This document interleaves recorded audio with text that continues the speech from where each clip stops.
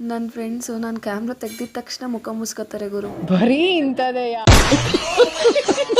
Hi, welcome to my mini vlog. ಎಲ್ಲರೂ ದಯವಿಟ್ಟು follow ಮಾಡಿ, ಶೇರ್ ಮಾಡಿ, ಕಮೆಂಟ್ ಮಾಡಿ. ನಾನು ಇವತ್ತು ಎದ್ಬಿಟ್ಟು ಡೈರಿಗೆ ಹೋದೆ. ಆಂಟಿ ಇನ್ನೂ ಬಂದಿರಲಿಲ್ಲ ಅಂತ ನಾನೇ ಬೀಗ ತೆಗೆದು ಒಳಗೋಗಿ ಹಾಲು ಅಳಿಸ್ಕೊಂಡು ಕೆಲಸ ಮುಗಿಸ್ಕೊಂಡು ರೆಡಿಯಾಗಿ ಹೊರಟೆ. ಆಮೇಲೆ ಸ್ವಲ್ಪ ಕಾಯ್ದೆ. ಅಷ್ಟರಲ್ಲಿ ನನ್ನ ಫೇವ್ರೇಟ್ SBS ಬಂತು. ಅದರಲ್ಲಿ ಮುಂದೆ ಸೀಟಲ್ಲಿ ಕೂತ್ಕೊಂಡು ಹೊರಟೆ.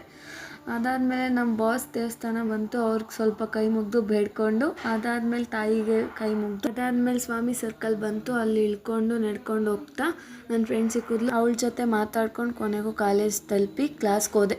ಅದಾದಮೇಲೆ ಬ್ರೇಕ್ ಕೊಟ್ಟರು. ಆಮೇಲೆ ಟೀ ಕುಡಿಯೋಣ ಅಂತ ಹೋದ್ವಿ. ಅಲ್ಲಿ ಕ್ಯಾಮ್ರಾ ಹಿಡಿದ್ರೆ ಇವರಿಬ್ರು ನಾಚ್ಕೋತವ್ರ ಗುರು. ಬರೀ ಇಂಥದೆಯಾ?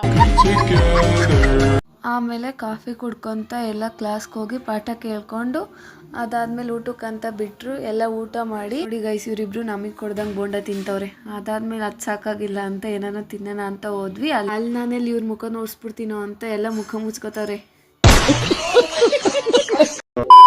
ಆಮೇಲೆ ಸಮೋಸ ತಿಂದ್ಕೊಂಡು ಕ್ಲಾಸ್ಗೆ ಹೋಗೋಣ ಅಂತ ಹೊರಟ್ವಿ. ಕ್ಲಾಸ್ ಕೇಳ್ಕೊಂಡು ಬರ್ಬೇಕಾದ್ರೆ ನಾನು ನೋಡಿಕೊಂಡೆ ಎಷ್ಟು ಊಟಗಿದ್ದೀನಿ ಗುರು. ಅದಾದಮೇಲೆ ಕಾಫಿ ಕೊಡ್ಕೊಂತ ನಮ್ಮ ಅಕ್ಕ ಫೋನ್ ಮಾಡಿದ್ರಂತ ಅವ್ರ ಜೊತೆನೇ ಮನೆಗೆ ಹೊರಟೆ ಗುರು. ಡೈರಿಗೆ ಟೈಮ್ ಆಗಿತ್ತು ಅಂತ ಡೈರಿಗೆ ಹೋಗಿ ಅದಾದಮೇಲೆ ಗಾಡಿ ಮರ್ತೋಗಿದ್ದೆ ಅಂತ ಅಮ್ಮನ ಹತ್ರ ಮುಗಿಸ್ಕೊಂಡು ಈ ಕತ್ಲಲ್ಲಿ ಗಾಡಿ ತರಕ್ಕೆ ಹೋದ್ವಿ.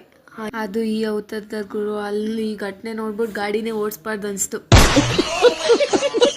ಆಮೇಲೆ ಏನಾದರೂ ತಿನ್ಬೇಕು ಅನಿಸ್ತಿತ್ತು. ಅಲ್ಲೋಗಿ ಗೋಬಿ ತಿಂದು, ಹೆಣ್ಮಕ್ಳು ಗೊತ್ತಲ್ಲ ಗೋಬಿ ತಿಂದಮೇಲೆ ಪಾನಿಪುರಿ ಬಿಡಲ್ಲ ಅಂತ. ಅದಾದಮೇಲೆ ಮನೆಗೆ ಬಂದೆ. ಅದಾದಮೇಲೆ ನಮ್ಮ ದೊಡ್ಡಪ್ಪ TV ನೋಡ್ತಾಯಿದ್ರು ಅಂತ ನಾನು ಜಾಯ್ನ್ ಆದೆ. ಆಮೇಲೆ ನಮ್ಮಳ್ಳಿ ಸ್ಟೈಲ್ ರಾಗಿ ಮುದ್ದೆ ಊಟ ಉಣ್ಕೊಂಡು ಮಲ್ಕೊಂಡೆ.